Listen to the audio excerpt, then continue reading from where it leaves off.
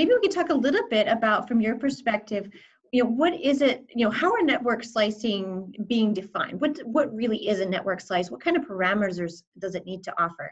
Is it going to be something that just statically gets set? Or is it something that's going to be a bit more dynamic as needs come and go across the network?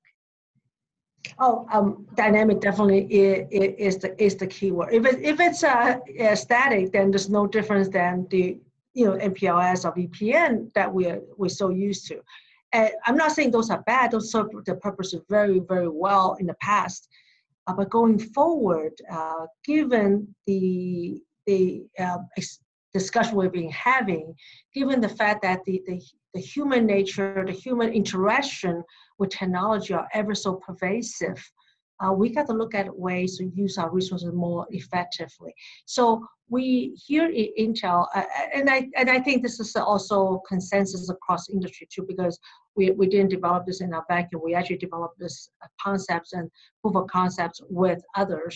And so we really look at horizontal and vertical slices. All of these are dynamically allocated resource taken down based on the needs of an application. So the vertical slices typically target different industries. So slicing based on type of services or application, like a stadium, which will require a lot of different services. And hospital would have a different ways of a reason to serve their customer base. So, and then we look at horizontal slice, it's really sharing resources across the network nodes end to end. So for us in the industry, we're much more comfortable with horizontal slicing. So you have the EPC, you have the node B, and all the nodes in between. So in essence, what we want to do is a compute and the storage move to where they may be needed to fulfill either capacity needs or latency needs. So these are the examples we look at. So we look at horizontal slicing across the network nodes, a vertical slicing based on a particular venue or a use case their needs are.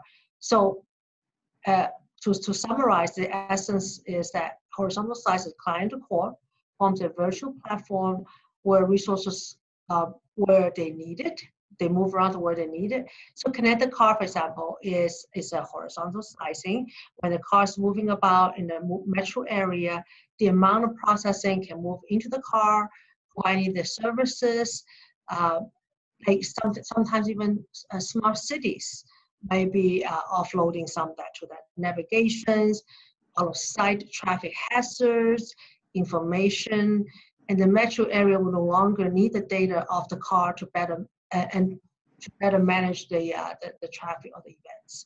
So these are the types of horizontal vertical slices required to get the most benefit efficiency out of slicing.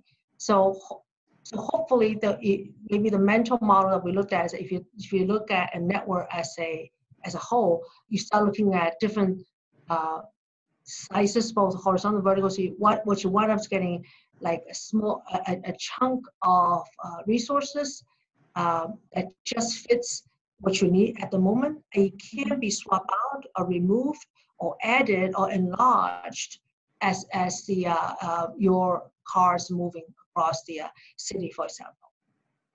So in other words, some of the benefits with slicing will be the agility, the flexibility, the ability to scale up but scale down, and really look to creating some network efficiencies as well as improving the service performance. So I think that's a really interesting way to think about that.